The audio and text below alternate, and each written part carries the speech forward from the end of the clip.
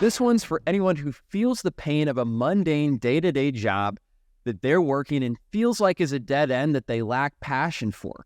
And you've now got a fire lit under yourself to explore something different like entrepreneurship as a way out.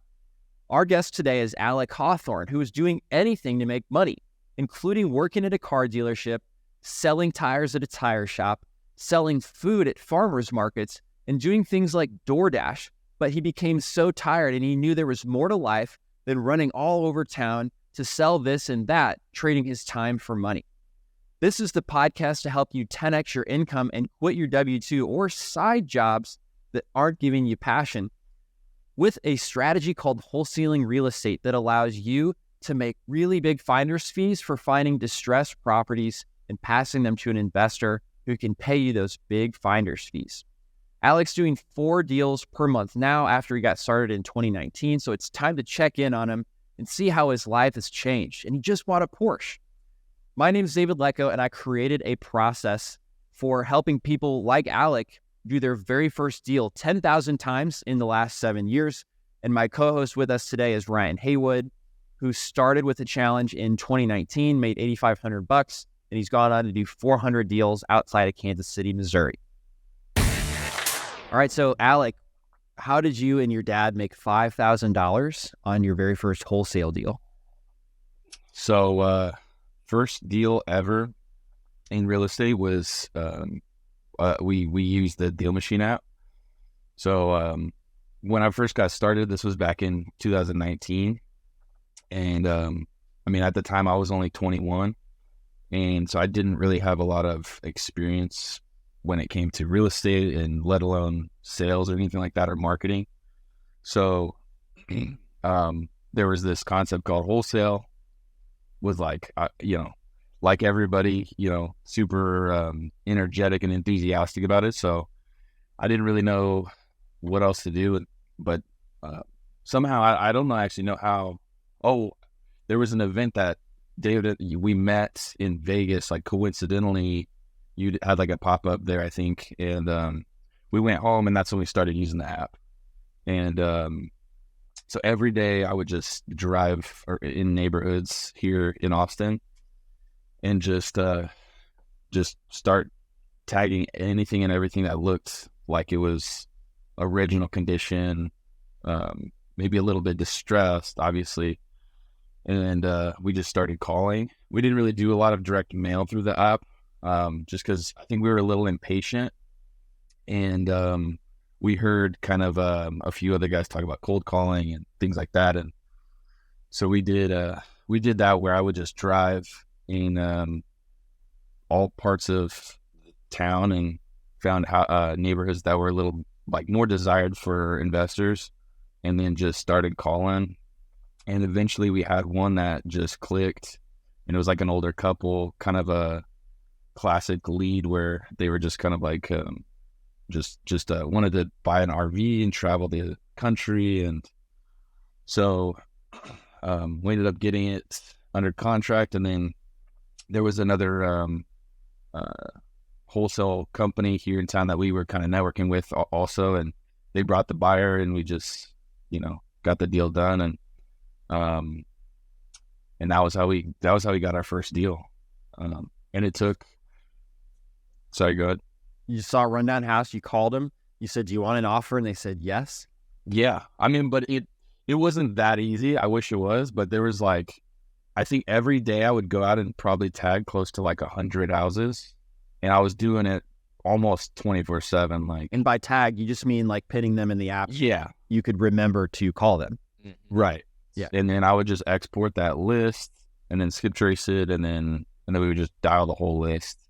Skip tracing is dead. Inside DealMachine, we just unveiled unlimited contact info. If you're looking at a property, you can see who owns it, who rents it, what's their net worth, what's their phone number, what's their email.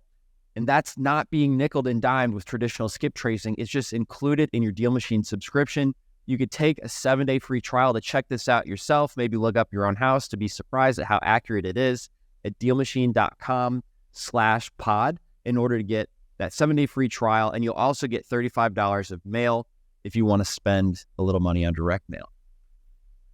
But But yeah, it was probably every single day, at least Monday through Friday, driving, pinning about 100 at least. And then it took, I think, about 3 months of that consistent effort before that first deal closed. Wow. So 3 months of 100 properties per day. Yeah. Mm-hmm. You got after it. So you're 21. Did you go to college? No, I didn't. Cool. So did you work at all, or was this something you wanted to make full time from the get-go?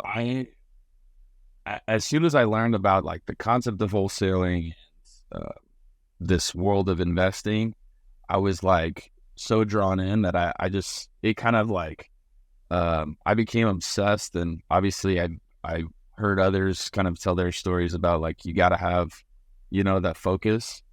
And so that's what I did. I just went all in, and it worked. Yeah. And your dad, he didn't have experience either, right? But he was interested in doing this with you? Correct. He was more of a, he kind of had what's the saying, like analysis paralysis? Oh, so he was interested separately. He was, yeah. We inherited my grandparents' house, and then that kind of like introduced him to the world of like residential and reselling. And he got approached, I think, by maybe some investors or somebody trying to buy the house. And he was kind of intrigued, ended up looking into what, wholesaling and all these different strategies. And then so he started going to events and RIAs and signing up for like different softwares and tools to try to learn and do stuff. And I had seen him kind of from a distance, but again, at the time, this was probably back in like 2017, maybe 2018 that he was doing that. So for a couple of years, and I was only maybe, 19 or 20, I didn't really like have, again, any prior real sales experience or any sort of business experience either. So I thought it was interesting, but I didn't think it was something that would really be attainable for me. And then until I kind of actually, I think until I really had enough pain, I'll call it, to make a difference in my life. And that's when I think I Googled like how to wholesale real estate, and then it was kind of off to the races, and just got sucked into the whole learning and education, and then obviously taking action too. Wow. That's amazing. So does he still do business with you now? Because that was in 2019. We're in 2023. Yeah, right. Well, now it's 2024. Oh, yeah, you're right. So good reality check for me there. So yeah, you guys did your first deal. I'm sure it felt incredible for him because he had been trying to do this for 2 years, right? Right. You came in, did it with him, helped him out. Yeah. What'd you do next? What'd you guys do after that? So after that, it was a huge learning experience, because what we did was we changed what we were doing, and then it took forever to try to get another deal. So why did you change what you're doing? Because we had shiny object syndrome, and we just wanted to try to do the cool new marketing strategy and try to make it a little less, I guess hassle, I would call it, where, because driving for dollars is very manual. You have to, get out and drive. So I don't know what we were thinking, to be honest, but we just decided to change it after that first deal closed, which is something that I would recommend everyone don't do. Yeah. Stick to double down on what works. Yeah. Yep. Stick to what works and what got you the deal the first time, because it took us about, I think, another 6 months before he saw another deal. So yeah, it was quite the journey after that. And then that was also 2020.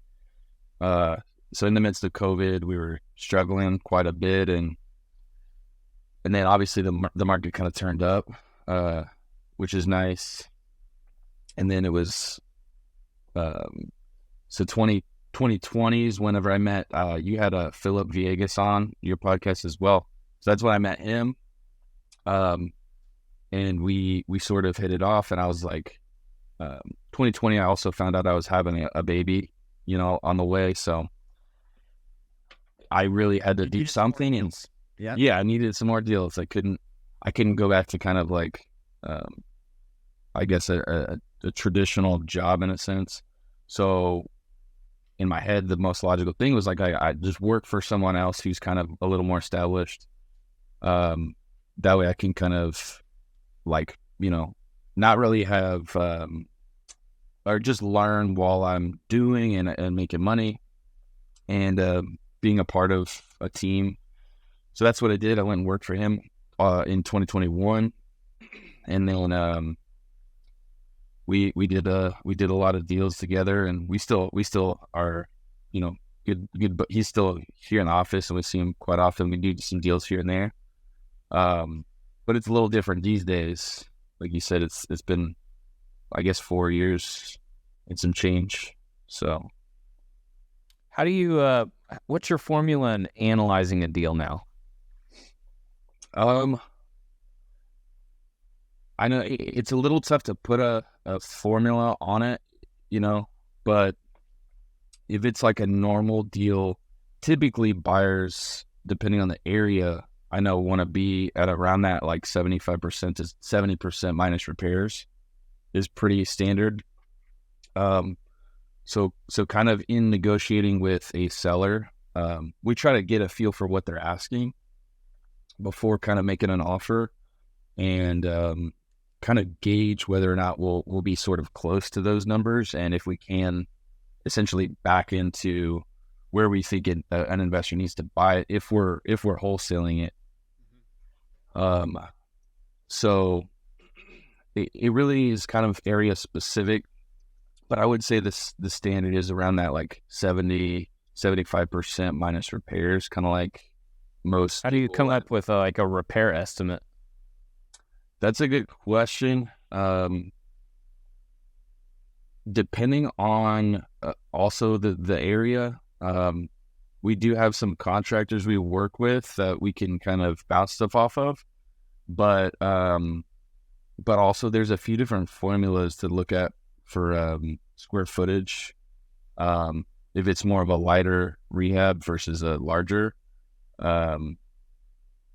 so I'll do that from time to time as well, and that's pretty accurate, I've found, for rehab numbers. Well, let me know if this is like tracking with what you would do. Like if it just needs carpet and paint, $20 a square foot. If it needs kitchen and bathrooms, $35 a square foot. And if it also needs a roof or mechanicals, like, $55 a square foot, something like that. Right. Pretty much exactly. Okay. If it needs like a full gut, maybe like 55 or more, that kind of thing. And and also depending on location or not, but after repair value, if it needs higher end finishes, it's obviously going to be more versus like more of a rental play in a certain area. So tell me, you got your first deal, you made your dad's dream come true, and you also were thought you were like, yeah, this is going to work. Didn't get a next deal because you were shifting strategies, had a baby, went to work for Philip, and then you now do work on your own though, right? And so correct, you're providing for your family for this. So it's kind of a more talked about strategy these days called agent outreach is kind of the term that people call it. And essentially just kind of what I do is just reach out one by one, all agents, all sales agents in a certain area. And the goal again is like just to try to see how we can do deals with each other. If they ever come across distressed properties, like we want to be a resource for them, and just be kind of a go-to cash buyer for them. And so basically we'll reach out and but I saw you're a realtor in whatever market, I'm a buyer here locally, and I just wanted to kind of network a little bit and see if you ever come across anything distressed or maybe have anything like that at the moment. And then they'll kind of just say, like yes or no, or I don't really have anything, or occasionally I do have something, like let's stay in touch. And then we'll just, I'll send them my contact info and we'll stay in touch. Yeah. So how do you structure the agent's actual, commission or whatever on a deal like that? Yeah. So typically and it's pretty standard. The seller sort of covers commission. Every deal can be a little different, but a lot of the times, and we're still building relationships with with agents as well. So a lot of the times they'll get like a listing agreement with the seller before they really, send it. So do you have a listing agreement? Gotcha. But it just maybe we caught them at the right time and they haven't put it on just yet. And we can kind of be in front of them before it goes on the market.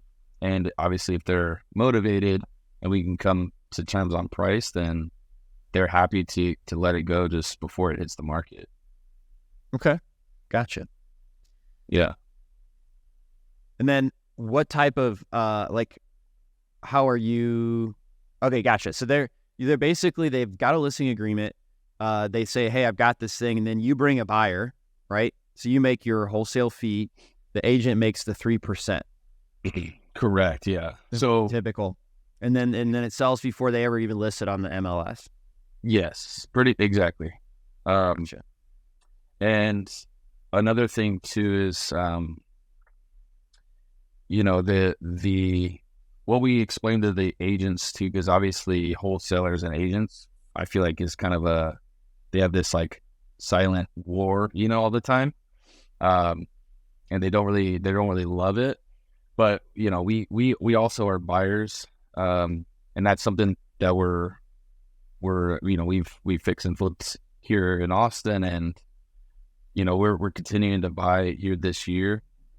So really we're just an acquisition company, and then if we have a partner that wants to take on the deal, then we'll assign it to them. So and how do you find your buyers, by the way?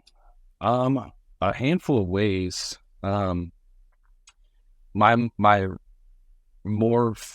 favorite way that's been a little recent is through using ChatGPT. You find buyers with ChatGPT? Yeah, it is kind of interesting. So walk me through that. I've literally never done that.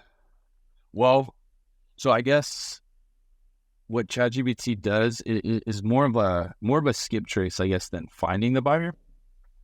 But basically, if we go in and comp a property and we see there was a flip nearby, and we see it was owned by an LLC, you just take the LLC and you stick it into ChatGPT and say, give me the contact info for this person, and then it'll just give it to you.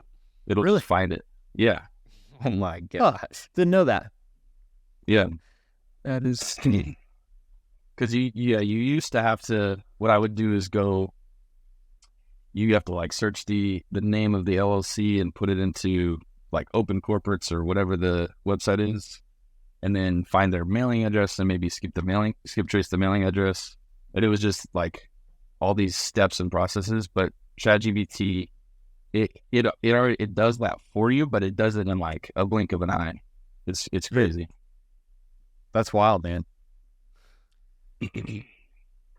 Well, so that's what we're doing. Yeah.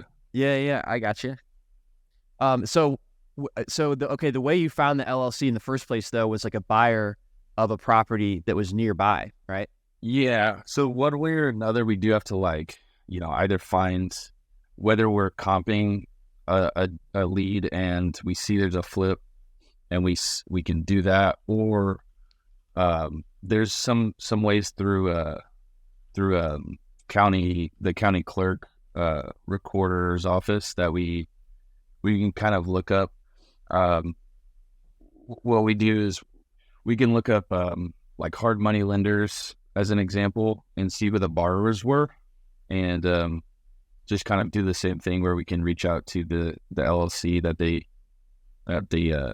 of the borrower, and that's worked pretty good as well. Gotcha. Okay, amazing, dude.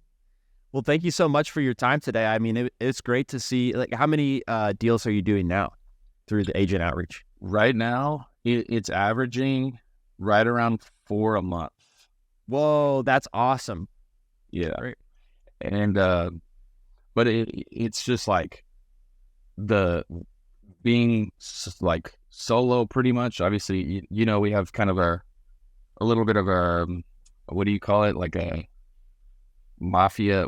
I forget the term that you said in here, but there was all the wholesalers in that are in the WeWork. It's like the WeWork Mafia, wholesale mafia here in Austin, Texas.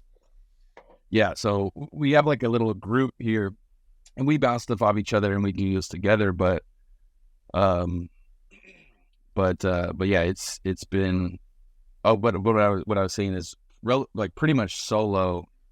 Being able to do that is pretty neat.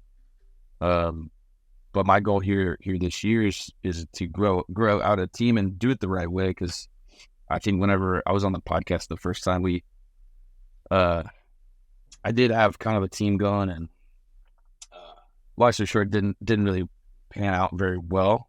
So just rebuilding and taking a step back to kind of build a good foundation and do it the right way. And so hopefully, I appreciate you having me on, man. Of course, please. Yeah. Also, I'm going to do a founder's hike. I know you did the 75 hard one time last year, right? I don't know if I completed it, to be honest, so maybe I should do it this year. Cool. Yeah. Well, thank you so much, man, for starting it out with us here beginning of January. Yeah. And looking forward to tracking your success and seeing you on Friday for that hike. Wow, I'm inspired by Alec's determination to go full force into something he truly believed in. And then, once he had a kid unexpectedly, he actually worked for somebody in the industry so he could continue on his learning journey while providing a little bit more stable income. That person, of course, was Philip from episode 53 of the DealMachine podcast. You can listen to that to see how Philip made $35,000 on his first deal. We'll see you on the next episode. Thanks for listening to the DealMachine Real Estate Investing Podcast. Please leave us a review and follow along wherever you're listening to your podcast.